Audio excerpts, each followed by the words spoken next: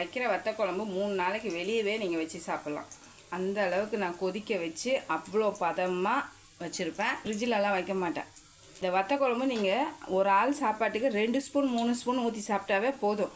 இது பார்க்கறதுக்கு தான் இவ்வளோண்டு இருக்குது, ஆனால் அவ்வளோ ஒரு டேஸ்ட்டாக அவ்வளோ சூப்பராக இருக்கும். இதே மெத்தடில் நீங்கள் வச்சு பாருங்கள், அவ்வளோ சூப்பராக இருக்கும். புளிப்பு இருக்காது அவ்வளோவா, காரம் எல்லாமே திட்டமாக பேலன்ஸாக இருக்கும். இன்றைக்கி விட நாளைக்கு சூப்பராக இருக்கும். நல்லெண்ணெய் ஊற்றிருக்கோம்ல, அதுக்கு வந்து தாளிப்பு வடகம், கருவேப்பிலை, பச்சை மிளகாய், சின்ன வெங்காயம், பூண்டு வதங்கட்டும். இப்போ 2 தக்காளி, சுண்டைக்காவை தட்டி வச்சுருக்கோம். உப்பு போட்டுக்கோங்க.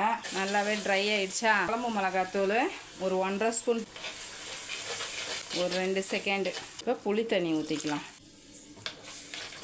10 நிமிஷம் கொதிக்க வச்சோன்னு வச்சுக்கோங்க, சூப்பராக ரெடி ஆகிடும்.